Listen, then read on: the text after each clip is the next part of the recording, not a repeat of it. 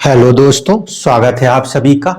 कल जो कि मकर संक्रांति हम मनाने जाएंगे, उसकी आप सभी को ढेरों शुभकामनाएं। कल की जो मकर संक्रांति होने वाली है वो होगी कल 2 बजे, 14 जनवरी 2022। दिल्ली के टाइम के हिसाब से इसको कैलकुलेट किया तो 2 बजे जो है सूर्य वो एंटर करेंगे आपके मकर राशि में, कैप्रिकॉर्न राशि के अंदर। वहां से शुरू होगी हमारी मकर संक्रांति। बेसिकली ये क्या है कि सूर्य जो है वो मकर रेखा को पूरी तरह से टच करके वापसी करना अब शुरू करते हैं। कहीं ना कहीं उस पीरियड को हम मकर संक्रांति के तौर पे देखते हैं, जहां हम कहते हैं कि अब धीरे धीरे करके भारत में ठंडी थोड़ी सी कम होनी शुरू होती है और गर्मी की तरफ हम गर्मी के मौसम की तरफ बढ़ रहे होते हैं। अब मेन चीज ये कि भारत की कुंडली के ऊपर इसका क्या प्रभाव पड़ेगा, एक बार इसको लेकर चर्चा कर लेते हैं। मैंने जो अपनी पिछली वीडियो बनाई थी जिसमें कि मैंने कोरोना और ओमिक्रॉन को लेके एक प्रिडिक्शन दी थी, तब मैंने आपसे कहा था कि भारत जो है वो चंद्रमा की महादशा में और बुध की अंतरदशा में चल रहा है।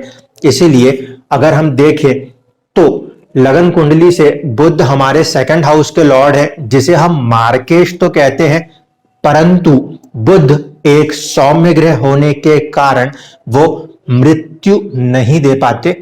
और आप देख भी रहे होंगे कि केसेस तो बढ़ रहे हैं, क्योंकि मर्क्यूरी जो है ना वो चीजों को बहुत फास्टली आगे बढ़ाता है। तो केसेस तो बहुत ज्यादा मात्रा में बढ़ रहे हैं, लेकिन उस लेवल का लोड नहीं है जितना कि शनि दे सकता था, क्योंकि शनि जो है वो एक हार्ड प्लेनेट है, क्रूर ग्रह है, इसलिए उसके कंडीशन में बहुत ज्यादा सीरियस सिचुएशंस बनती हैं। मर्क्यूरी एक सॉफ्ट प्लेनेट है, इसलिए ऐसा नहीं होता। तो ये चीज तो आप ऑब्जर्व अभी कर रहे हैं। अब होने क्या वाला है और जो कुछ हुआ उसको हम टाइमलाइन से देखने का प्रयास करते हैं। देखिए, शुरुआत तो ठीक ठाक चल रही थी। 30 दिसंबर 2021 को शुक्र जो है वो 10 नंबर यानी कि मकर राशि से पीछे की तरफ लौट कर आए और उनकी जो मूवमेंट हुई वो चली गई भारत की कुंडली के हिसाब से अष्टम भाव में। ठीक है, अष्टम भाव में जा रहे हैं, लेकिन जा कौन रहा है? फर्स्ट हाउस का लॉर्ड, जो कि रिप्रेजेंट करता है हेल्थ को। तो 30 दिसंबर के बाद से ये जो थोड़ी सी मूवमेंट है बीमारी के बढ़ने की, इसने रफ्तार पकड़ना शुरू कर लिया। साथ ही साथ हमारे को यह ध्यान रखना है कि हमारे देश की कुंडली में जो मिड पॉइंट लॉर्ड है, जिसे हम सबकॉन्शियस माइंड कहते हैं, वो सूर्य खुद हैं। और सूर्य जो है वो ऑलमोस्ट हमारे 15 दिसंबर के बाद से ही धनु राशि में विराजमान हो गए थे, जो कि कुंडली के लिए अष्टम भाव की तरह काम करेगा। ठीक है, तो इस कारण से हम ये देख रहे थे कि 15 दिसंबर के बाद से हमारे जो केसेस हैं, यानी कि हमारा सबकॉन्शियस माइंड क्योंकि बीमारी की तरफ जा रहा था, तो हम धीरे धीरे करके आगे बढ़ रहे थे। और जब 30 दिसंबर आया यानी शुक्र और सूर्य की युति हो गई अष्टम भाव में, तब जाके हम एक तरीके से बीमारी में बहुत तेजी से बढ़ते चले गए। अब होगा ये कि 14 जनवरी यानी कि कल जो है, इसमें सूर्य वो राशि बदलेंगे, वो जाएंगे शनि की राशि में।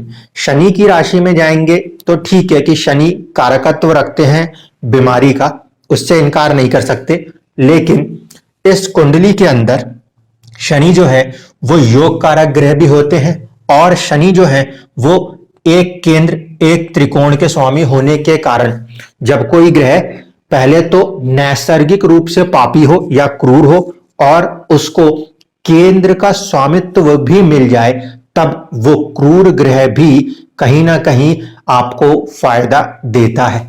तो यहां पे हम देखेंगे सूर्य जो है वो खुद भी एक क्रूर ग्रह होके एक केंद्र के स्वामी है, शनि क्रूर ग्रह होके एक केंद्र और एक त्रिकोण के स्वामी है। इसलिए ये दोनों ही ग्रह भारत के प्रोस्पेक्ट में पॉजिटिव काम करने वाले ग्रह हैं।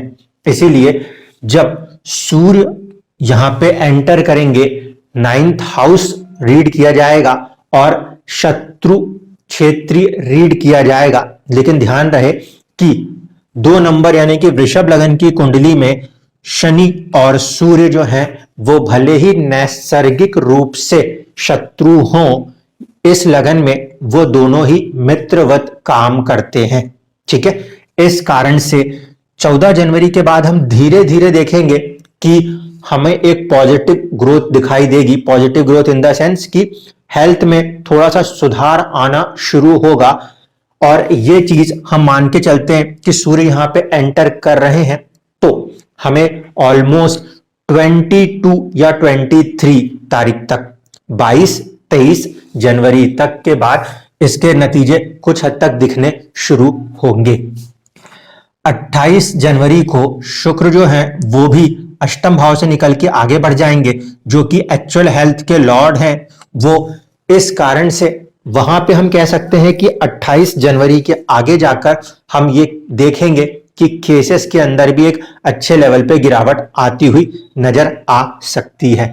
बाकी ग्रहों की स्थिति अगर देखें तो चंद्रमा उच्च के रहने वाले हैं, यानी कि देश का जो पराक्रम है वो बढ़ा रहने वाला है।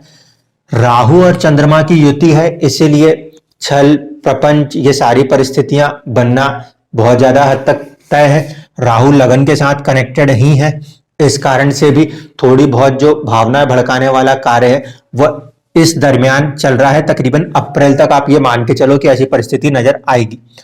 केतु का जो है वो फॉर्मेशन है और केतु मंगल के साथ युति कर रहे हैं, इसीलिए थोड़ा सा जो है नेशनल या इंटरनेशनल लेवल्स के अंदर हम अपने अलायंसेस में, साझेदारी में कुछ बदलाव या कुछ नई परेशानियों को महसूस करता हुआ देख सकते हैं।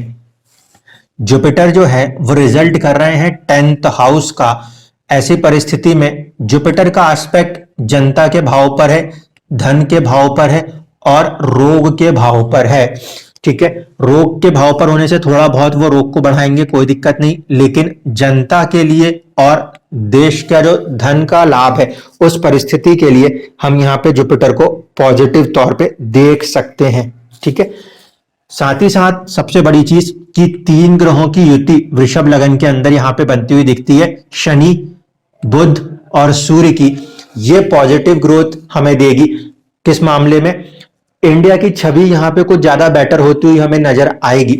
हेल्थ के प्रोस्पेक्ट के अंदर अगर मैं बात करूं तो मैं ये मानता हूं कि 28 जनवरी तक हम कहीं ना कहीं थोड़ा सा यही सुनते देखेंगे कि अभी यहाँ केसेस हो रहे हैं, अभी वहां केसेस हो रहे हैं, लेकिन ओवरऑल प्रोस्पेक्ट को अगर हम देखें तो 14 को इस मूवमेंट के बाद हम ये कह सकते हैं कि 23 जनवरी के बाद से कहीं ना कहीं जो हमारी इतनी तेजी से फैल रही है बीमारी, उसमें कुछ कमी आती हुई आपको दिखाई देगी। तो ये था हमारे जो नए मकर संक्रांति हमें आने वाली है उसका एक छोटा सा विवरण। धन्यवाद।